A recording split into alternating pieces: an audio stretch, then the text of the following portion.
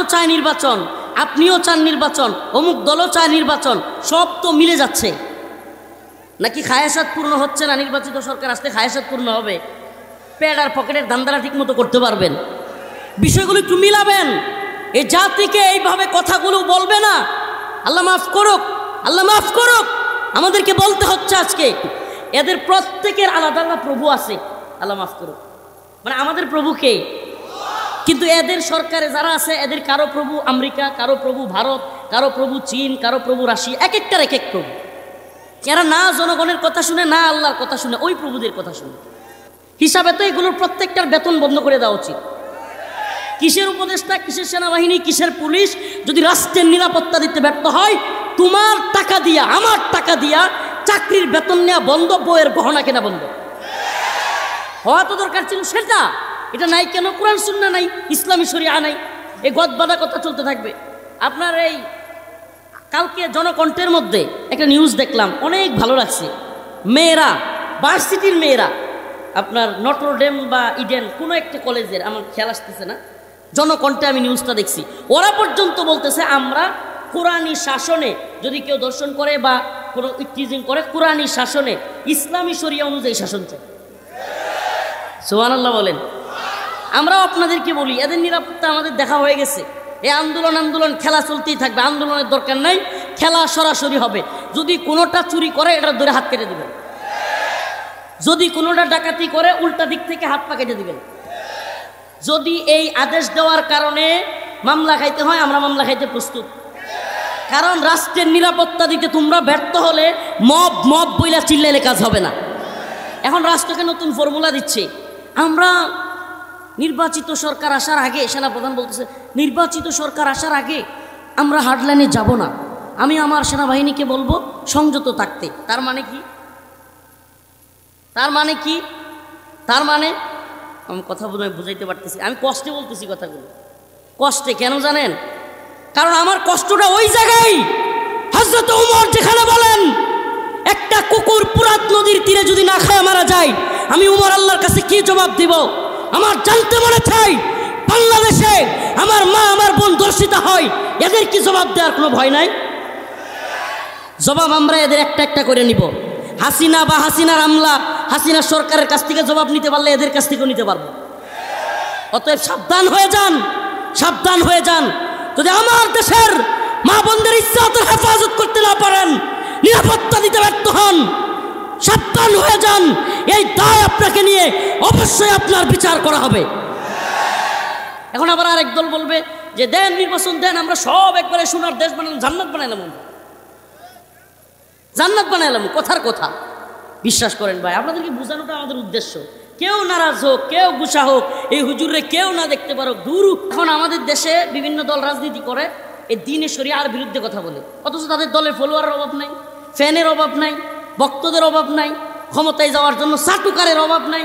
যেমনি হাসিনার চাটুকারিতা করছে, এখন হাসিনা নাই, আরেক দলের চাটুকারিতা শুরু করছে।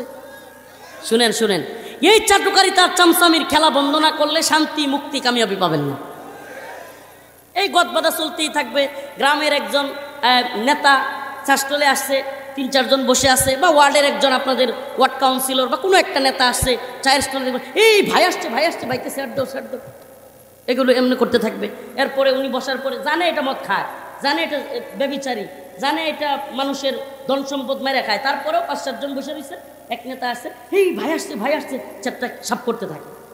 এই যে চামচামিটা শুরু হয়েছে ওয়ার্ড থেকে ইউনিয়ন পর্যায়ে, ইউনিয়নের নেতারা থানা পর্যায়ে, থানার থেকে জেলা পর্যায়ে, জেলা থেকে বিভাগ, বিভাগ থেকে জাতীয় পর্যায়ে, জাতীয় থেকে সারা দেশে চামচামি চামচামি নিফাকের এক সমাজ তৈরি হয়েছে। এই নিফাকের সমাজে ওমর রাদিয়াল্লাহু শাসন করতে আসবে না, হাসিনার মতো আরেকজনই আসবে। এইটা যদি আপনারা ওভারটেক করতে না পারেন, এই বিষয়গুলো যদি মাইনাস করতে না পারেন, যে আমি সৎ যে তার সাথে আছে, হক যে তার সাথে আছে, কোনো জালিমের সাথে, কোনো চাটুকারের সাথে কি করবে ওই চাটুকার? আপনার একটা মামলা দিবে না, করতে পারবে না। যদি সম্মিলিতভাবে চাটুকারদের বিরোধিতা করেন, যদি সম্মিলিতভাবে দালালদেরকে বয়কট করতে পারেন, যদি সম্মিলিতভাবে সুদকুর, জিনাকুর, সমাজের মধ্যে জালেম, মানুষের সম্পদ ভূমিদস্যু, এদেরকে সম্মিলিতভাবে প্রতিহত করেন, কোনো সমস্যা হবে না। কিন্তু 1-2 জন চামচামিতে লিপ্ত হবেন, বাকিরাও আস্তে আস্তে চুপসে যাবে, চামচামিতে লিপ্ত হবে। সমাজ সুন্দর হওয়ার পরিবর্তে সমাজ আরও নোংরা হয়ে যাবে। তাইলে সমাজকে সুন্দর করার দায়িত্ব আমাদের, আমার আপনার। আল্লাহ পাক বলতেছেন যে ইন্নাল্লাহা লা ইউগাইয়িরু মা বিকওমিন হাত্তা ইউগাইয়িরু মা বিআনফুসিহিম। আল্লাহ ততক্ষণ পর্যন্ত কোনো জাতিকে পরিবর্তন করেন না যতক্ষণ না ওই জাতি নিজেরা পরিবর্তন চায়। এই যে বিকারুন্নেসা না কোন একটা স্কুলের মেয়েরা এখন ইসলামী শরিয়া অনুযায়ী আইন চাচ্ছে, সুবহানাল্লাহ। এইভাবে যখন আমরাও চাইতে থাকবো যে আমরা ইসলামী শরিয়া চাই, ফখরুল ইসলাম আলমগীর যদি বলে আমরা শরিয়া চাই না, এই ফখরুল ইসলাম আলমগীরকে আমরা পরিত্যাগ করব। যদি ইউনুস সাহেব বলেন, ডক্টর ইউনুস সাহেব বলেন, কিংবা এই ছাত্র সমন্বয়কদের কেউ বলে, বা এই নতুন ছাত্র সমন্বয়কদের দলের কেউ বলে যে আমরা ইসলামী শরিয়া চাই না, কোরআনী শাসন চাই না, আমরা এদেরকেও পরিত্যাগ করব। এই কনসেপ্ট যদি ক্লিয়ার না করতে পারেন, এই কথা যদি ক্লিয়ার করতে না পারেন যে জাতির, এই মুসলিম জাতির নেতৃত্ব দিতে হলে জাতির পালস বুঝতে হবে। সে যেই দলেরই হোক, আপনার আপ সে আপ সোজা হয়ে যাবে, পালস বুঝে ফেলবে যে এই দেশে আল্লাহর বিরুদ্ধে গেলে, ইসলামের বিরুদ্ধে গেলে, রসুলের বিরুদ্ধে গেলে আমাকে লিডার মানবে না, ব্যাস সেও দেখবেন ইসলামের পথে চলে আসছে। তার মানে আপনি তাকে সহযোগিতা করলেন, মানে আপনি তার ভালো হওয়ার রাস্তা তৈরি করলেন। আর যদি চাটুকারিতা করেন যে আপনারা ইসলামী শরিয়া না মানেন, কোরআন না মানেন, তবুও আপনাদের পক্ষে আসি, ব্যাস ওই লোকটাও খারাপের পথে চলে গেল। আপনি ওই লোকটাকে খারাপের পথে যাওয়ার সুযোগ করে দিলেন। আর যদি আপনি বলতেন যে লিডার আজকে কোরআনের বিরুদ্ধে বলছেন, মানে আপনারা আর লিডার মানি না, জান আপনি, ওই লিডার দেখতেন কালকে আপনার পিছনে পিছনে ঘুরতো যে বাবা আমি আজকে দিয়ে কোরআন মানবো, তাও আমার সাথে থাক। সুবহানাল্লাহ কন্যা হিসাবে তো এগুলোর প্রত্যেকটার বেতন বন্ধ করে দেওয়া উচিত। কিসের উপদেষ্টা, কিসের সেনাবাহিনী, কিসের পুলিশ যদি রাষ্ট্রের নিরাপত্তা দিতে ব্যর্থ হয়, তোমার টাকা দিয়া, আমার টাকা দিয়া চাকরির বেতন নেওয়া বন্ধ, বইয়ের গহনা কেনা বন্ধ। হওয়া তো দরকার ছিল সেটা, এটা নাই কেন? কোরআন সুন্নাহ নাই, ইসলামী শরিয়া নাই, এই গদবাদা কথা চলতে থাকবে। আপনার এই কালকে জনকণ্ঠের মধ্যে একটা নিউজ দেখলাম, অনেক ভালো লাগছে। মেয়েরা, ভার্সিটির মেয়েরা, আপনার নটরডেম বা ইডেন কোনো একটা কলেজের, আমার খেয়াল আসতেছে না, জনকণ্ঠে আমি নিউজটা দেখছি, ওরা পর্যন্ত বলতেছে আমরা কোরআনী শাসনে যদি কেউ দর্শন করে বা কোনো টিজিং করে, কোরআনী শাসনে ইসলামী শরিয়া অনুযায়ী শাসন চাই। সুবহানাল্লাহ বলেন। আমরাও আপনাদেরকে বলি, এদের নিরাপত্তা আমাদের দেখা হয়ে গেছে। এই আন্দোলন খেলা চলতেই থাকবে, আন্দোলনের দরকার নাই, খেলা সরাসরি হবে। যদি কোনোটা চুরি করে এটা ধরে হাত কেটে দিবেন, যদি কোনোটা ডাকাতি করে উল্টা দিক থেকে হাত পা কেটে দিবেন। যদি এই আদেশ দেওয়ার কারণে মামলা খাইতে হয়, আমরা মামলা খাইতে প্রস্তুত। কারণ রাষ্ট্রের নিরাপত্তা দিতে তোমরা ব্যর্থ হলে মব মব বইলা চিল্লাইলে কাজ হবে না। এখন রাষ্ট্রকে নতুন ফর্মুলা দিচ্ছে, আমরা নির্বাচিত সরকার আসার আগে, সেনাপ্রধান বলতেছে নির্বাচিত সরকার আসার আগে আমরা হার্ডলাইনে যাব না, আমি আমার সেনাবাহিনীকে বলবো সংযত থাকতে। তার মানে কি? তার মানে কি? তার মানে ভারতও চায় নির্বাচন, আপনিও চান নির্বাচন, অমুক দলও চায় নির্বাচন, সব তো মিলে যাচ্ছে। নাকি খায়াসাত পূর্ণ হচ্ছে না? নির্বাচিত সরকার আসলে খায়াসাত পূর্ণ হবে, পেট আর পকেটের ধান্দারা ঠিক মতো করতে পারবেন। বিষয়গুলো একটু মিলাবেন। এই জাতিকে এইভাবে কথাগুলো বলবে না। আল্লাহ মাফ করুক, আল্লাহ মাফ করুক, আমাদেরকে বলতে হচ্ছে আজকে এ জাতির নিরাপত্তা নাই। এ জাতি 4 দিন আগে হাজার হাজার মানুষ জীবন দিয়েছে, আজকেও পরিস্থিতি এমন হয়েছে যে এখন এই সরকারের বিরুদ্ধে আন্দোলন করতে হবে। তো এই আন্দোলন খেলা কত চলবে? আমাদের যুবকেরা কত জীবন দিবে?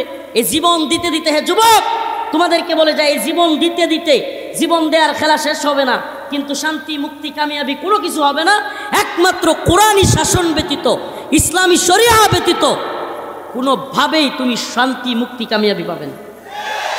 চ্যালেঞ্জ করলাম, আফগানে একটা নারী হেঁটে যাবে, চ্যালেঞ্জ করলাম, আফগানে একটা নারী হেঁটে যাবে, ধর্ষণ করার দুঃসাহস চিন্তাও করবে না। কারণ আপাদমস্তক ডেকে যাবে, রাষ্ট্রের নিরাপত্তা আছে, বিচার ব্যবস্থা আছে। এই রাষ্ট্রে না আছে বিচার ব্যবস্থা, না আছে পর্দা, না আছে শৃঙ্খলা, কোনোটাই তো নাই। আপনি বলেন কিভাবে আসবে এগুলো? এই আসমানের উপরের আর জমিনের নিচের আলোচনা, কবরের, হাসরের, এগুলো তো করব, এগুলোর ভয় আপনাদেরকে দেখাবো, এটা দরকার। কিন্তু আমরা যে এক অক্টোপাসের জালের মধ্যে আটকে গেছি, আমাদেরকে আমেরিকা এক জালের মধ্যে ফেলছে, ভারত আরেক জালের মধ্যে ফেলছে। এই জাল থেকে তো আপনি বুঝতেছেন না। আপনার ঘরের সামনে কেন ডাকাতি হয়, এটা আন্তর্জাতিক চক্রান্ত, আপনি বুঝবেন না। আপনি মনে করবেন হাই রে ডাকাতের দোষ, না, ডাকাতের দোষ না। আমি আপনাকে বুঝাইতে পারবো না। এই আপনার পারিবারিক বিষয়টাই সামাজিকভাবে জড়ায়, সামাজিক বিষয়টা রাষ্ট্রীয়ভাবে জড়ায়, রাষ্ট্রীয় বিষয়টা আন্তর্জাতিক পরিমণ্ডলে যায়। প্রত্যেকটা এটা একটা অক্টোপাসের জাল। পুরা পৃথিবী, এটা বর্তমানে ইংরেজিতে এটাকে বলে যে গ্লোবালাইজড দুনিয়া। এখন একেবারে এক গ্রাম। কেমন এটা? ওই আমেরিকা থেকে আমার দেশ নিয়ন্ত্রণ হয়, ওই ভারত থেকে আমার দেশ নিয়ন্ত্রণ হয়। ব্যাস, ভারত বলছে, বলছে, কিংবা আমেরিকার FBI বলে দিছে যে এই হুজুরগুলো একটু ঝামেলা করতেছে, গাপলা করতেছে, এদেরকে ধরে ফেলে। বাস, ধরে ফেলবে। আপনারা দেখবেন হুজুররা সব জেলে। কাহিনী কি? আপনি এখানে বুঝতে পারবেন না কাহিনী কি। কাহিনীটা ওখান থেকে আসছে। ব্যাস, ওরা আসলে কি শুনেন, এদের প্রত্যেকের আলাদা আলাদা প্রভু আছে। আল্লাহ মাফ করুন, মানে আমাদের প্রভু কে? কিন্তু এদের সরকারে যারা আছে, এদের কারো প্রভু আমেরিকা, কারো প্রভু ভারত, কারো প্রভু চীন, কারো প্রভু রাশিয়া। এক একটার এক এক প্রভু। এরা না জনগণের কথা শুনে, না আল্লাহর কথা শুনে, ওই প্রভুদের কথা শুনে। কারণ এরা মনে করে ওই প্রভুদেরকে খুশি করতে পারলেই তারা ভালো থাকবে, ওই প্রভুদেরকে খুশি করতে পারলে তারা সুখে শান্তিতে স্বাচ্ছন্দ্যে ঘুরতে পারবে। না এরা দেশ জাতির চিন্তা করে, না এরা ইসলামের চিন্তা করে। আমার কথাগুলো বুঝতেছেন?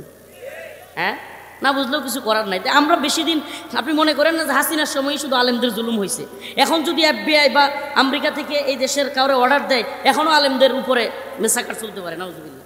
এগুলো আমরা জানি, এগুলো যাই নেই কথা বলি। আমরা পরোয়া করি না, আমরা আল্লাহরে পরোয়া করি, আমরা গোলামি করি আল্লাহর।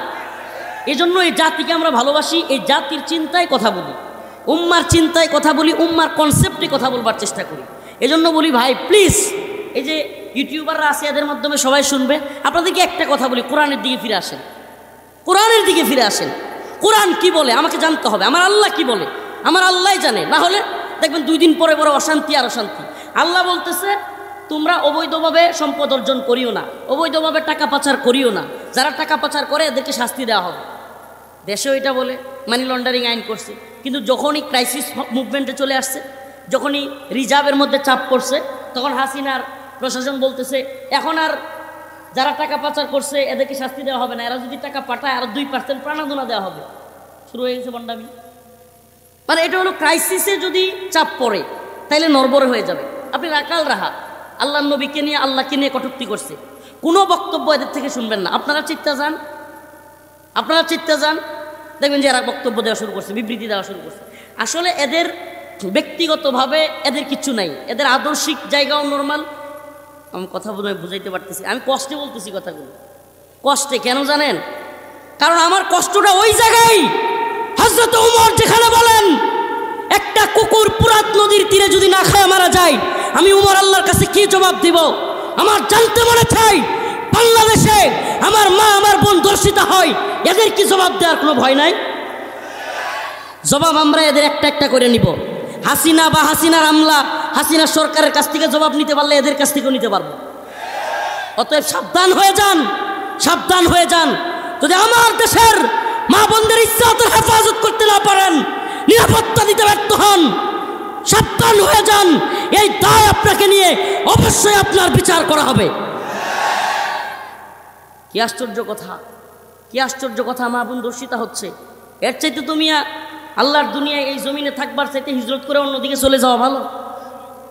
আরে একটা মেয়েকে দর্শন করার কারণে মোহাম্মদ বিন কাসিম চলে আসেন নাই হিন্দুস্তান বিজয় করবার জন্য? একটা মহিলাকে বলেছিল যে সুলতান মাহমুদ গজনবী কিংবা মোহাম্মদ বিন কাসিমকে ডাকতেছিল, তো ওই যারা জালেম এরা তাচ্ছিল্যের ভাষায় বলতেছিল, হ্যাঁ তোমার জন্য ঘোড়া দিয়া এত দূর থেকে কাসিম আসবে, তাচ্ছিল্য করতেছিল। সুবহানাল্লাহ। যখন এই কথা কানের মধ্যে গেছে, ওনারা ঠিকই চলে আসছে এবং হিন্দুত্ববাদী মুশরিকরা পলায়ন করতে বাধ্য হয়েছে একটা মেয়ের জন্য। সুবহানাল্লাহ। একটা বাচ্চার জন্য শাহজালাল মুজাররদে আমিনী এই ভূমিতে আসেন নাই? শুনেন নাই বুরহানুদ্দিনের ঘটনা? চলে আসেন নাই? অথচ আমাদের শত শত বাচ্চা মেরে ফেলতেছে, শত শত মা, শত শত বোন। আমি নিজে এখন নিরাপত্তাহীনতায় ভুগতেছি, আমি নিজে, আমরা সকলেই। হচ্ছেটা কি? তো 7 মাস আগে কোন কসুর, কোন গুড়ার ডিমের এই কি বলে আপনারা সংস্কারের কথা বলে নেতৃত্বে আসলেন, একটা সরকারকে আমরা পতন ঘটাইলাম। কি করতে পারলেন আপনারা? করতে পারেন নাই, পারবেন না তো। এখন আবার আরেক দল বলবে যে দেন নির্বাচন দেন, আমরা সব একবারে সোনার দেশ বানালাম, জান্নাত বানাইলাম, জান্নাত বানাইলাম। কথার কথা। বিশ্বাস করেন ভাই, আপনাদেরকে বোঝানোটা আমাদের উদ্দেশ্য। কেউ নারাজ হোক, কেউ গুসা হোক, এই হুজুরে কেউ না দেখতে পারো, দূর এদের। আমি শুনেন, আমি বলি, আমি বক্তের বক্ত না। বক্তের বক্ত বুঝেন? এদেশে অনেক সেলিব্রিটি পয়দা হয়েছে, আল্লাহ মাফ করুক। এই সেলিব্রিটিরা আল্লাহ নবীর ইস্যুতে কথা বলতে সাহস পায় না, আল্লাহকে নিয়ে কটূক্তি করছে, কথা বলে না। কিন্তু যখন জনরোষ তৈরি হয় তখন একটা ফেসবুকে পুষ্টানি মারে। কি লেগে? এখন জনরোষ তৈরি হয়েছে, নাহলে তো তার জনপ্রিয়তা থাকবে না। আসলে এরা জনপ্রিয়তার দাস, এরা সেলিব্রিটিজমের দাস, এরা আইডল না, এরা হলো ভক্তদের ভক্ত। আমি মনে হয় বুঝাইতে পারি নাই। মানে সেলিব্রিটিজম নষ্ট হয়ে যাবে, এই কাজ করা যাবে না, আল্লাহ মাফ করুক। আমাদের সেলিব্রিটিজমের ভয় নাই। আমরা সেলিব্রিটি নাকি ঘোড়ার ডিম এগুলো চিন্তা করি না। কে আমারে ভালোবাসলো, কে ঘৃণা করলো, এগুলো চিন্তা করি না। ওয়ালা খাফুনা লাউমাতা লাইম, একমাত্র আল্লাহকে পরোয়া করে কথা বলি, দেশ জাতিকে নিয়ে চিন্তা করি, কথা বলে চেষ্টা করি। আমি এই জন্য বলি কি জানেন, আমি কোন মাহফিলে কতটুকু কথা বলবো, জীবনে কোনো মাহফিলের আয়োজক আমার এটা বলার সাহসই করতে পারে না যে হুজুর আমাদের এনে 1 ঘন্টা কথা বলতে হবে বা অত হাদিয়া দিব 1 ঘন্টা থাকতে হবে। তাইলে আপনার প্রোগ্রাম আপনি করেন, আমার যতটুকু মন চায় যখন মন চায় কথা বলবো, ব্যাস এতটুকু। আমরা কথা বলবো কি জন্য কথা বলবো? দ্বীনের জন্য কথা বলবো, উম্মার জন্য কথা বলবো, জাতির জন্য কথা বলবো। আমার কথাগুলো বিচ্ছিন্ন মনে হইতে পারে, কিন্তু কষ্টে বলছে। আল্লাহ পাক বলতেছে, হুয়াল্লাযী আরসালা রাসূলাহু বিল হুদা ওয়া দীনিল হক লিইয়ুযহিরাহু আলা দ্বীনি কুল্লি ওয়ালাউ কারিহাল মুশরিকুন। আল্লাহ বলতেছে, আমি রসুলকে পাঠাইছি সত্য দিন দিয়া, হেদায়েত সহকারে। কেন পাঠাইছি? পাঠাইছি এই জন্য যে লিইয়ুযহিরাহু আলা দ্বীনি কুল্লি, সমস্ত দিনের উপর এই দিন বিজয়ী থাকবে। সমস্ত দিনের উপর এই দিন কি হবে?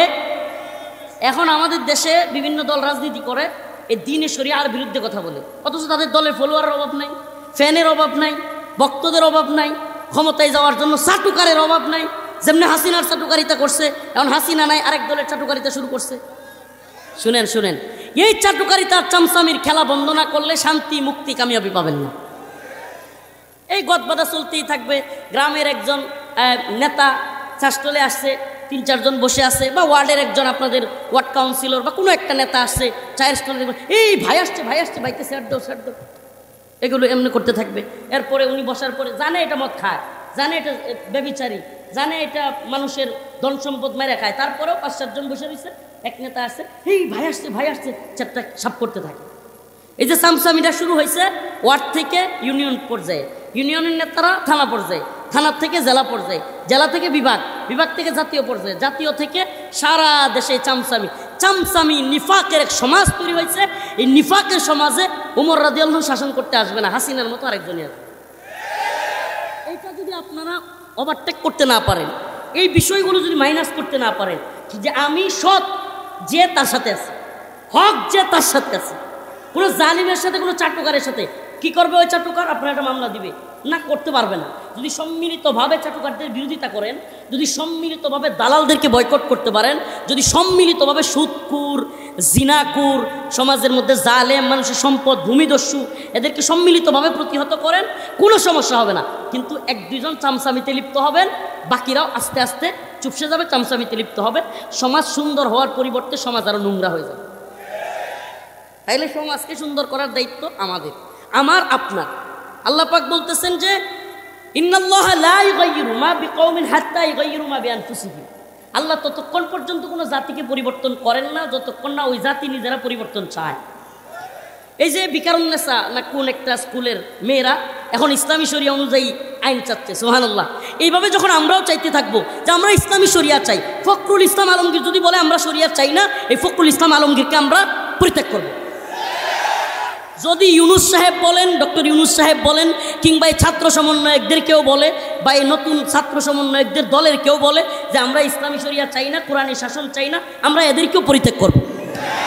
এই কনসেপ্ট যদি ক্লিয়ার না করতে পারেন, এই কথা যদি ক্লিয়ার করতে না পারেন, যে জাতির, এই মুসলিম জাতির নেতৃত্ব দিতে হলে জাতির পালস বুঝতে হবে।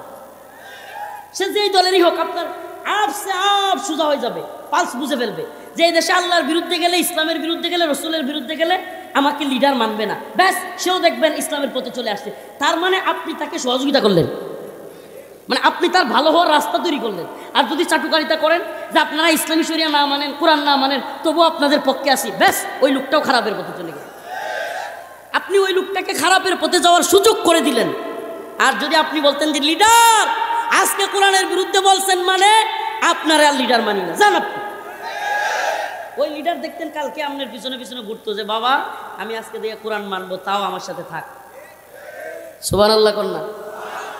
এটা দেখেন, এই কথাগুলো আমি কেন বলি জানেন? আমি বলি এই জন্য যে জাতি বুঝবার চেষ্টা করুক, ও আমার জাতি, যতদিন এই তাগুতি সিস্টেমের বিষয়গুলো আপনাদের অনুধাবন না হবে, যতদিন আপনি কোরআনকে অনুধাবন করতে না পারবেন, যতদিন কোরআন সুন্নাহ অনুযায়ী রাষ্ট্র কাঠামো তৈরি করতে না পারবেন, ততদিন আপনি বারবার মুখ থুবড়ে পড়বেন, বারবার আন্দোলন করবেন, ব্যর্থ হবেন, বারবার চিৎকার করবেন, আপনার নিরাপত্তা, শান্তি, মুক্তি, কামিয়াবি কোনোটাও আসবে না। সুবহানাল্লাহ।